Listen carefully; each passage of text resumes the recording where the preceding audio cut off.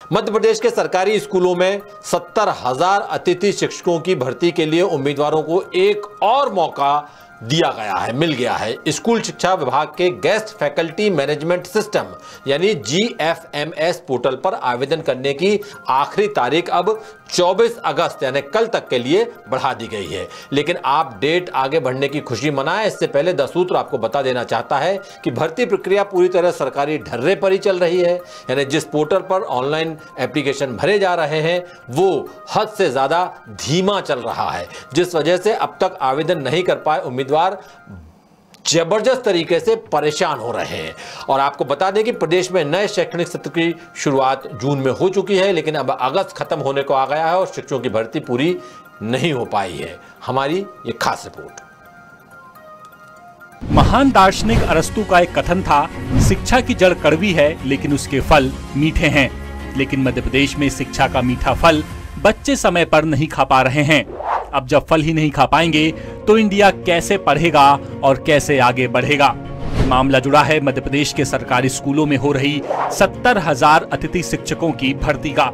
School शिक्षा विभाग के गेस्ट फैकल्टी मैनेजमेंट सिस्टम यानी GFMS पोर्टल का बुरा हाल हो रखा है। ये सिस्टम बार बार फेल हो रहा है। एक बार फिर से अतिथि शिक्षकों की भर्ती प्रक्रिया आगे बढ़ा दी गई है। अब अतिथि शिक्षक 24 अगस्त तक GFMS पोर्टल पर आवेदन कर सकते हैं, लेकिन अतिथि शिक्षक आवेदन नहीं कर पाएंगे। बार बार स्कूल शिक्षा विभाग अतिथि शिक्षकों की भर्ती प्रक्रिया आगे बढ़ा रहा है और बार बार उसका पोर्टल साइट पर लोड होने में दम तोड़ रहा है। आपको बता दें कि लोक शिक्षण संचालनालय यानी DPI ने पहले आवेदन की लास्ट डेट 30 जुलाई तय की थी, लेकिन सर्वर की समस्या के चलते भर्ती प्रक्रिया बार बार आगे बढ़ाई गई और बढ़ते बढ़ते ये प्रक्रिया 4 बार बढ़ चुकी है। यहाँ गौर करने वाली बात ये भी है कि स्कूल शिक्षा विभाग के निर्देश के मुताबिक उन अतिथि शिक्षकों को ज्वाइनिंग में वरीयता मिलेगी जिन्होंने पिछले साल यानी 2023 में सेवाएं दी हैं। इसके अलावा एक और नियम ये कि सरकार ने साफ कर दिया कि जिन अतिथि शिक्षकों की कक्षाओं का पिछले साल का रिजल्ट 30% से कम रहा, उन्हें दोबारा मौका नहीं दिया जाएगा। विवाद सिर्फ इतना ही नहीं है, प्रदेश के सरकारी स्कूलों में 1 जून से 2024-25 शैक्षणिक सत्र की शुरुआत हो चुकी है, लेकिन सरकार ने अगस्त से अतिथि शिक्षकों की भर्ती शुरू की और वो भी सही तरीके से नहीं हो सकी।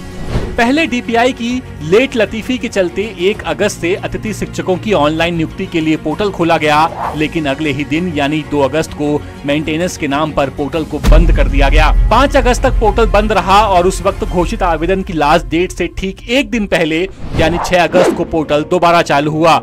पोर्टल खुला तो आवेदकों की लाइन लग गई और धड़ाधड़ 12 लाख से ज्यादा आवेदन आ गए। इसी के साथ पोर्टल पर नई तकनीकी उलझन शुरू हो गई। किसी अतिथि शिक्षक के आवेदन से स्कोर कार्ड तो किसी के आवेदन से बीते सालों के अनुभव की जानकारी गायब कर दी गई। स्कूल शिक्षा विभाग और DPI ने अपनी नाक बचाने के लिए तीसरी बार आवेदन करने की लास्ट डेट बढ़ाई और 21 अगस्त तक आवेदन जमा करने की बात कही। लेकिन अब एक बार फिर से GFMS पोर्टल पर दिक्कत आने लगी है तो आवेदन की प्रक्रिया 24 अगस्त तक बढ़ा दी गई। कुल मिलाकर ये पूरा मामला ठीक वैसा ही है जैसे कि करे कोई और भरे कोई।